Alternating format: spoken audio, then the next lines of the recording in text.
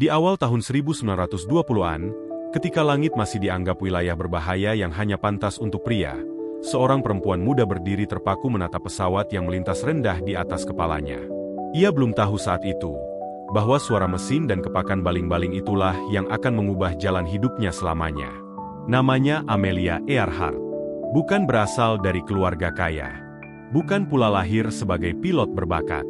Namun dari satu penerbangan singkat berdurasi 10 menit, lahirlah obsesi yang kelak menjadikannya ikon penerbangan dunia, dan sekaligus tokoh misteri terbesar dalam sejarah aviasi. Di balik keberanian dan senyum tenangnya, Amelia menyimpan perjuangan panjang, kehilangan harta warisan, operasi medis yang gagal, ejekan karena penampilannya, hingga keputusan-keputusan nekat yang menentang zamannya. Malam ini, kita akan menyelami awal perjalanan Amelia Earhart.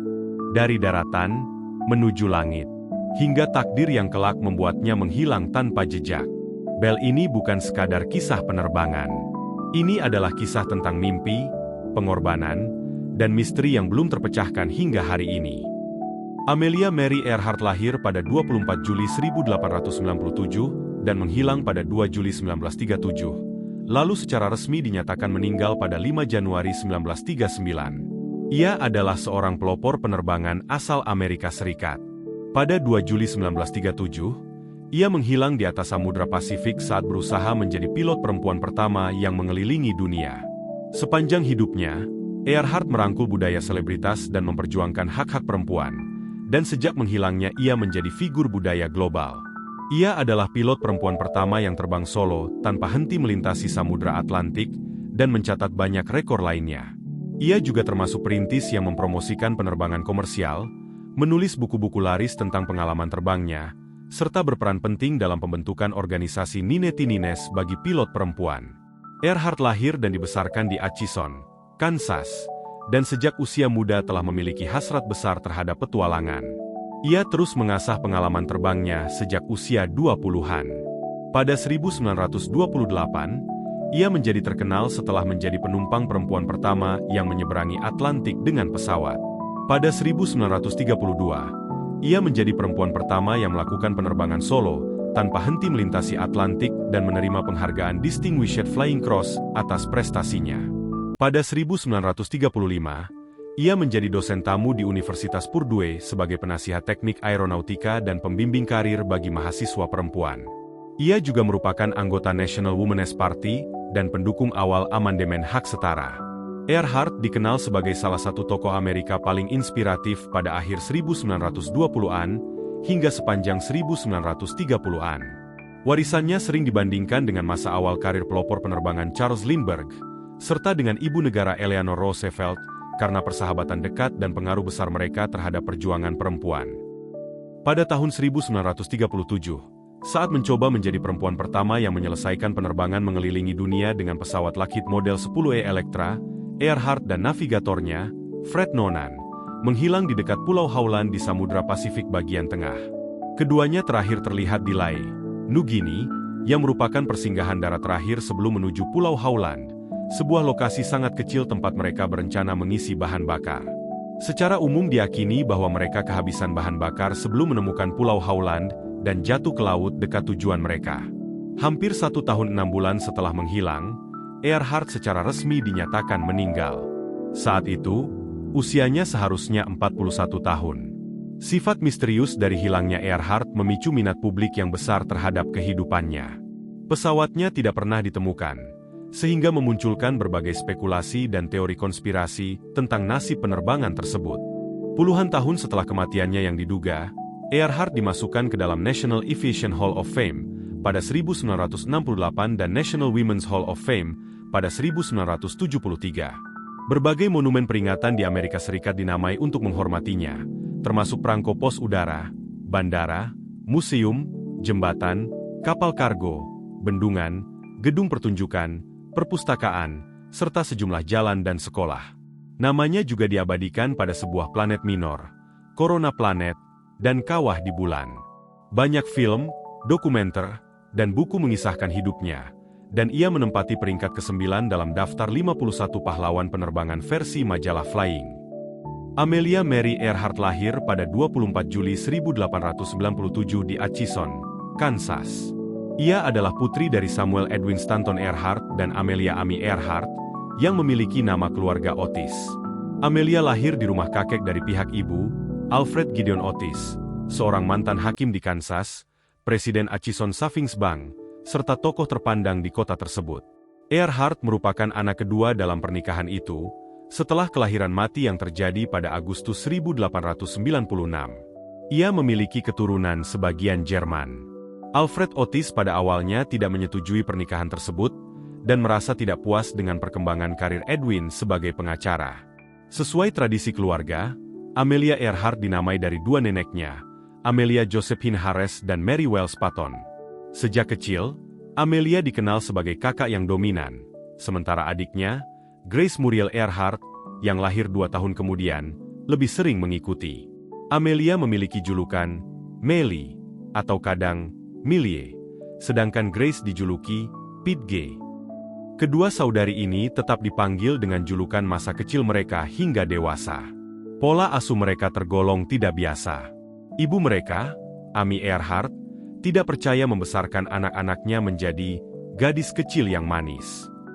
Nenek dari pihak ibu tidak menyukai celana longgar yang mereka kenakan, dan meskipun Amelia menyukai kebebasan bergerak yang diberikannya, ia tetap menyadari bahwa anak-anak perempuan di lingkungan sekitar memakai gaun.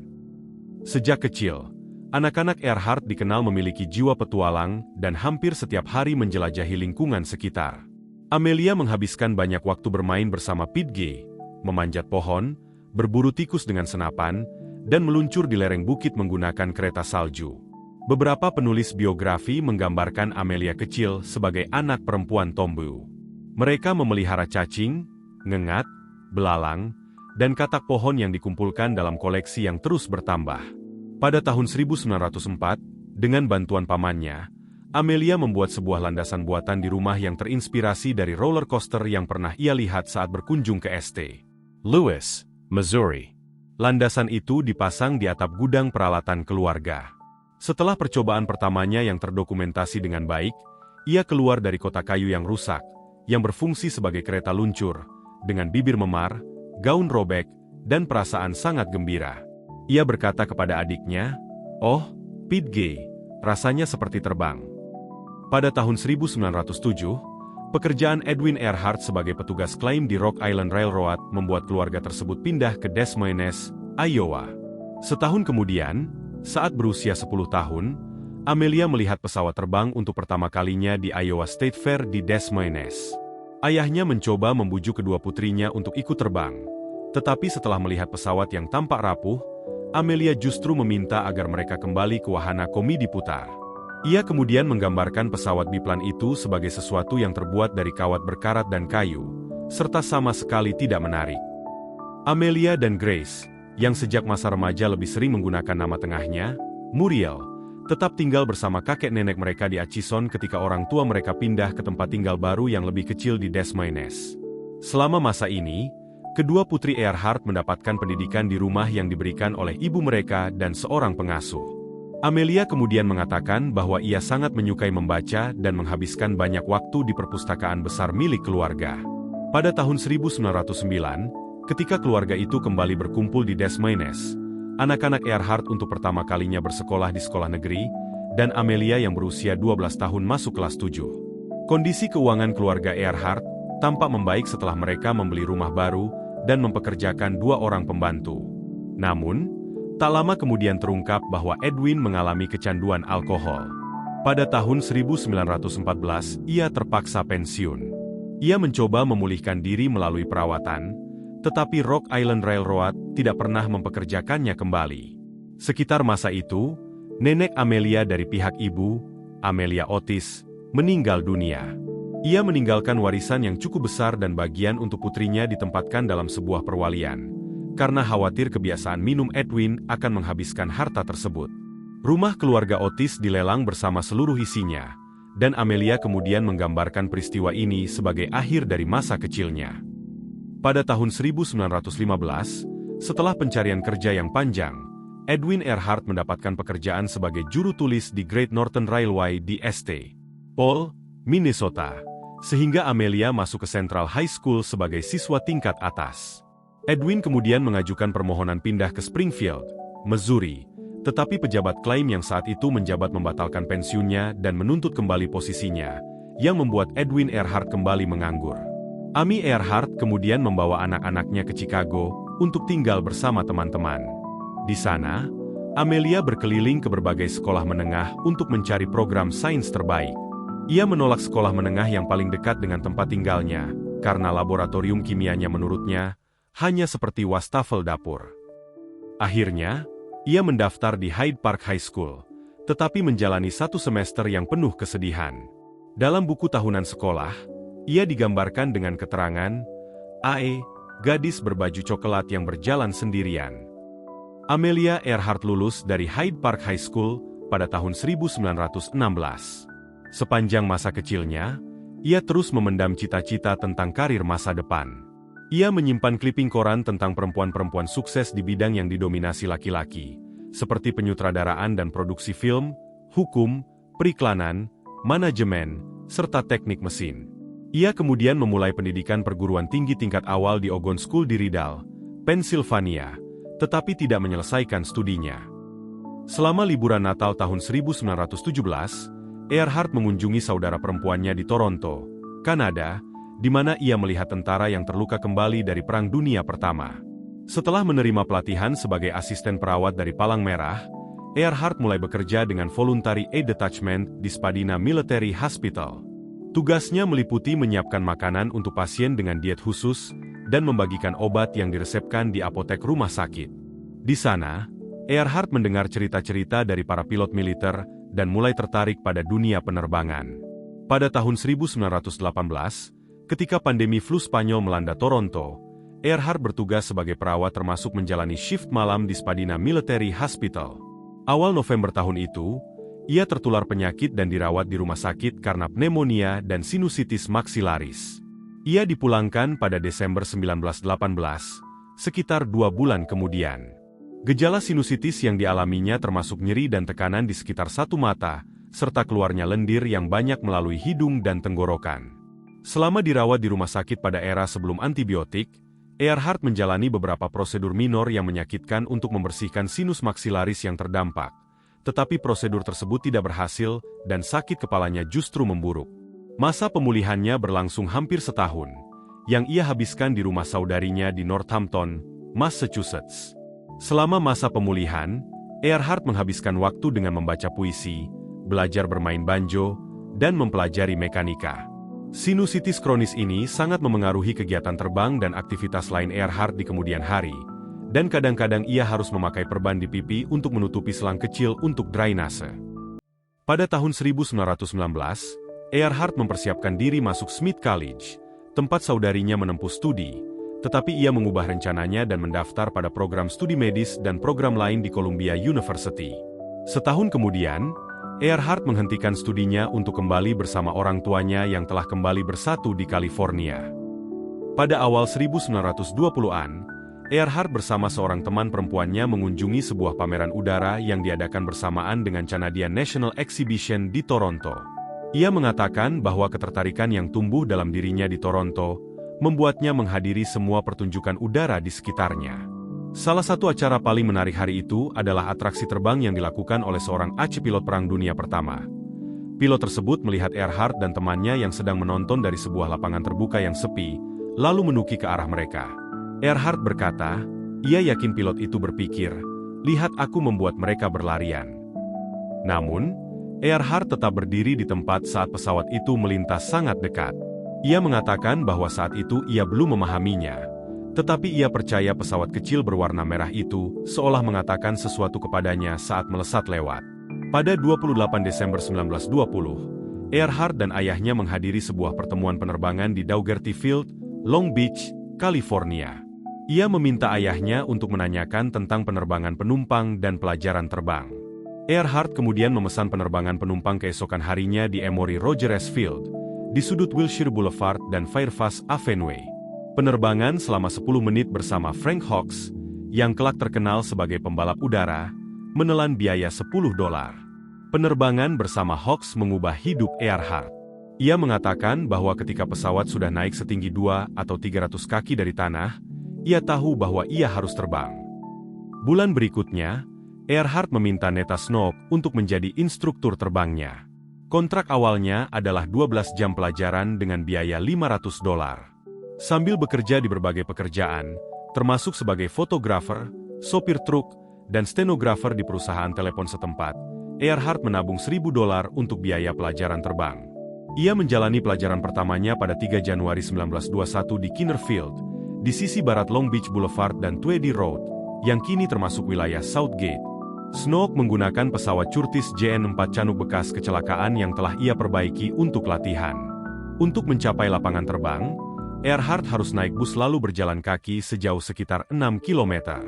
Ibu Earhart menyumbangkan sebagian dari uang tersebut meskipun bertentangan dengan naluri terbaiknya. Earhart memotong rambutnya pendek mengikuti gaya pilot perempuan lainnya. 6 bulan kemudian, pada pertengahan 1921 dan bertentangan dengan saran Snook, Earhart membeli pesawat biplan Kinner Airster bekas berwarna kuning krom, yang ia beri julukan The Canary. Setelah pendaratan solo pertamanya yang sukses, ia membeli jaket terbang kulit baru. Karena jaket itu masih baru, ia sempat diejek, sehingga ia sengaja membuatnya tanpa usang dengan tidur sambil memakainya dan mengotorinya dengan oli pesawat. Pada 22 Oktober 1922, Earhart menerbangkan Airster hingga ketinggian 14.000 kaki, mencetak rekor dunia bagi pilot perempuan. Pada 16 Mei 1923, Earhart menjadi perempuan ke-16 di Amerika Serikat yang memperoleh lisensi pilot dari Fédération Aéronautique Internationale. Sepanjang awal 1920-an, setelah investasi yang gagal pada sebuah tambang gipsum, warisan Earhart dari neneknya yang saat itu dikelola oleh sang ibu terus menyusut hingga akhirnya habis. Akibatnya, tanpa harapan dalam waktu dekat untuk menutup kembali biaya yang telah ia keluarkan untuk dunia penerbangan, Earhart menjual pesawat Canary dan sebuah Kinner lainnya. Ia kemudian membeli sebuah mobil 2 tempat duduk Kisel Goldbug Speedster berwarna kuning yang ia beri nama Yellow Prill. Pada saat yang sama, rasa sakit akibat masalah sinus lamanya semakin parah, dan pada awal 1924 ia kembali dirawat di rumah sakit untuk menjalani operasi sinus lainnya, yang sekali lagi tidak berhasil. Ia pun mencoba berbagai usaha, termasuk mendirikan perusahaan fotografi. Setelah orang tuanya bercerai pada tahun 1924, Earhart mengajak ibunya melakukan perjalanan lintas benua dengan mobil Yellow Prill dari California, singgah di berbagai tempat di wilayah barat Amerika Serikat, lalu melanjutkan perjalanan ke utara hingga Banff, Alberta, Kanada. Perjalanan mereka berakhir di Boston, Massachusetts, tempat Earhart menjalani operasi sinus lagi yang kali ini lebih berhasil. Setelah masa pemulihan, ia kembali ke Columbia University selama beberapa bulan, tetapi terpaksa menghentikan studinya serta membatalkan rencana untuk melanjutkan ke Massachusetts Institute of Technology, karena ibunya tidak lagi mampu membiayai uang kuliah dan pengeluaran terkait. Pada tahun 1925, Earhart memperoleh pekerjaan, mula-mula sebagai guru, kemudian sebagai pekerja sosial di Denison House, sebuah rumah pemukiman sosial di Boston. Pada masa ini, ia tinggal di Medford, Massachusetts. Selama tinggal di Medford, Earhart tetap mempertahankan minatnya pada dunia penerbangan. Ia menjadi anggota cabang Boston dari American Aeronautical Society, dan akhirnya terpilih sebagai wakil presiden. Ia sering terbang dari Denison Airport di Quincy, turut membantu pembiayaan operasional bandara tersebut dengan menanamkan sejumlah kecil dana, dan pada tahun 1927 menerbangkan penerbangan resmi pertama dari Denison Airport. Earhart juga bekerja sebagai perwakilan penjualan untuk Kinner Aircraft di wilayah Boston, dan menulis kolom di surat kabar lokal untuk mempromosikan penerbangan. Seiring meningkatnya ketenarannya di tingkat lokal, Earhart mulai merencanakan pembentukan sebuah organisasi khusus bagi para pilot perempuan. Pada awal 1936, Amelia Earhart mulai merencanakan penerbangan mengelilingi dunia. Jika berhasil, ia akan menjadi perempuan pertama yang melakukannya. Meski sebelumnya sudah ada penerbangan keliling dunia, rute Earhart akan menjadi yang terpanjang, sekitar 29.000 mil atau 47.000 km, karena mengikuti jalur mendekati garis khatulistiwa.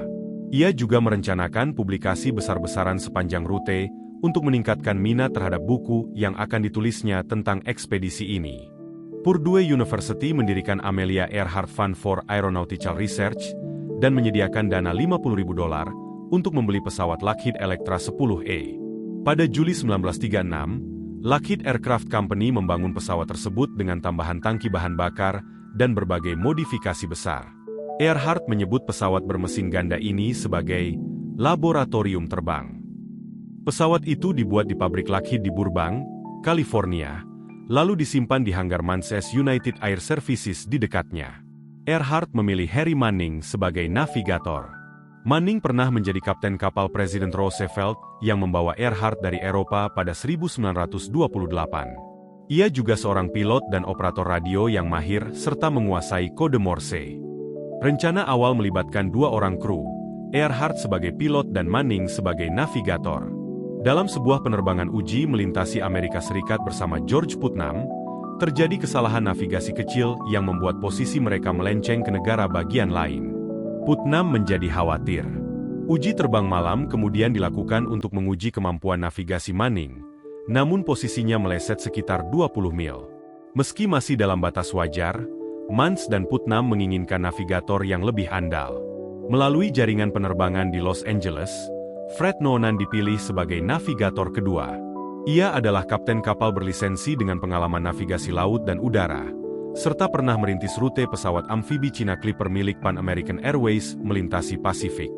Ia juga melatih para navigator Pan AM untuk rute San Francisco-Manila. Dalam rencana awal, Noonan akan menavigasi dari Hawaii ke Pulau Howland, bagian tersulit penerbangan. Lalu Manning melanjutkan hingga Australia dan Earhart terbang sendiri untuk sisa perjalanan. Pada 17 Maret 1937, Earhart dan krunya memulai tahap pertama penerbangan keliling dunia. Namun upaya ini dihentikan setelah terjadi kecelakaan yang tidak menewaskan siapapun tetapi merusak pesawat. Tahap pertama adalah rute Oakland, California, ke Honolulu, Hawaii. Kru terdiri dari Earhart, Noonan, Manning, dan Paul Mans sebagai penasihat teknis. Masalah muncul pada mekanisme baling-baling, sehingga pesawat dibawa ke fasilitas Angkatan Laut AS di Loockfield, Pearl Harbor. 3 hari kemudian penerbangan dilanjutkan dari Loockfield dengan tujuan Pulau Howland. Namun saat lepas landas terjadi insiden berputar tak terkendali di darat, roda pendarat depan runtuh, baling-baling menghantam tanah, dan pesawat tergelincir di atas perutnya. Penyebab kecelakaan tidak pernah dipastikan. Upaya ini pun dibatalkan dan pesawat dikirim kembali ke Lockheed di Burbank untuk diperbaiki. Sambil menunggu perbaikan pesawat, Earhart dan Putnam mencari dana tambahan dan menyiapkan upaya kedua, kali ini terbang dari barat ke timur. Penerbangan dimulai secara diam-diam dari Oakland ke Miami, Florida. Setelah tiba di Miami, Earhart mengumumkan rencananya mengelilingi dunia. Perubahan arah penerbangan dipengaruhi oleh pola angin dan cuaca global yang berubah. Untuk meringankan pesawat, beberapa peralatan navigasi, komunikasi, dan keselamatan dilepas. Manning, satu-satunya operator radio yang mahir, keluar dari kru. Tinggal Earhart dan Noonan. Mereka berangkat dari Miami pada 1 Juni 1937 dan, setelah banyak persinggahan di Amerika Selatan, Afrika, Asia Selatan, dan Asia Tenggara, tiba di Lae, Nugini, pada 29 Juni 1937. Saat itu, sekitar 22.000 mil perjalanan telah ditempuh. Sisa sekitar 7.000 mil harus dilalui di atas Samudra Pasifik. Penerbangan berikutnya direncanakan dari lapangan udara Lae ke Pulau Howland, sejauh sekitar 2.556 mil. Pada 2 Juli 1937 pukul 10 pagi waktu setempat, Earhart dan Noonan lepas landas dengan pesawat Electra yang syarat muatan. Pulau Howland adalah daratan kecil dan datar di tengah Pasifik. Waktu terbang diperkirakan sekitar 20 jam. Pesawat membawa sekitar 1.100 galon bensin. Penjaga pantai AS mengerahkan kapal USK Itasca ke Pulau Howland untuk membantu komunikasi dan navigasi, termasuk memberikan sinyal radio penunjuk arah dan asap sebagai penanda visual. Namun, semua metode ini gagal menuntun Earhart ke pulau tersebut. Sepanjang penerbangan, Earhart melaporkan ketinggian dan kecepatan secara berkala. Kapal Itasca menerima transmisi suara Earhart dengan jelas, tetapi Earhart tidak dapat mendengar balasan suara dari kapal. Pada panggilan terakhir, Earhart menyatakan mereka terbang mengikuti garis posisi utara, selatan, dan tidak dapat menemukan Pulau Howland. Setelah itu, semua kontak terputus. Pemerintah Amerika Serikat menyelidiki kejadian ini dan menyimpulkan bahwa pesawat Earhart kehabisan bahan bakar dan jatuh ke laut. Banyak peneliti percaya Earhart dan Noonan meninggal saat atau tak lama setelah kecelakaan tersebut. Pesawatnya diakini tenggelam di dasar laut yang sangat dalam, jauh dari pandangan Pulau Howland. Pencarian dimulai sekitar 1 jam setelah pesan terakhir Earhart. Angkatan Laut dan penjaga pantai AS melakukan pencarian udara dan laut terbesar dan termahal dalam sejarah AS saat itu. Namun, tidak ditemukan bukti fisik apapun dari Earhart, Noonan, atau pesawat mereka. Beberapa sinyal radio darurat sempat dilaporkan, tetapi banyak di antaranya ternyata palsu. George Putnam kemudian mendanai pencarian pribadi di pulau-pulau Pasifik. Untuk mengelola keuangan dan biaya pencarian, ia meminta status hukum Earhart sebagai meninggal dunia tanpa kehadiran jasad. Amelia Earhart secara resmi dinyatakan meninggal pada 5 Januari 1939. Berbagai ekspedisi lanjutan dilakukan pada dekade-dekade berikutnya dengan teknologi sonar laut dalam dan pencarian di sekitar Pulau Howland serta Nikumaroro, tetapi tidak ada yang menemukan bangkai pesawat. Sebagian besar sejarawan meyakini Earhart dan Noonan jatuh dan tenggelam di Samudra Pasifik.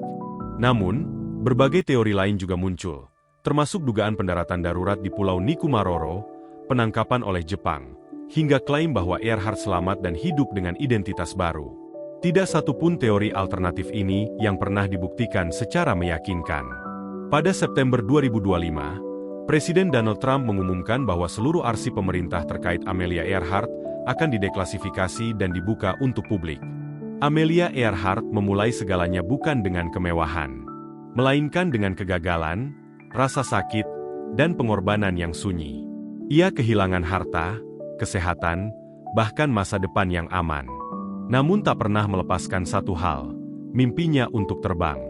Dari penerbangan singkat 10 menit, hingga menembus batas ketinggian dunia. Amelia membuktikan bahwa langit bukan milik mereka yang kuat saja, melainkan milik mereka yang berani. Namun ironi terbesar dalam hidupnya, perempuan yang menaklukkan angkasa, justru menghilang di sana, tanpa jejak, tanpa kepastian. Hingga hari ini, dunia masih bertanya, apa yang sebenarnya terjadi pada Amelia Earhart? Keselakon? Konspirasi? Atau rahasia yang sengaja disembunyikan oleh sejarah? Yang pasti, namanya tidak pernah benar-benar hilang. Ia tetap hidup dalam setiap pertanyaan yang belum terjawab, dan dalam setiap perempuan yang berani bermimpi lebih tinggi dari batas yang ditetapkan zamannya. Dan ketika malam semakin larut, kisah Amelia Earhart mengingatkan kita satu hal. Tidak semua legenda berakhir dengan jawaban. Sebagian justru abadi karena misterinya. Bulan sabit, sampai jumpa di kisah misteri berikutnya. Di Misteri Midnight.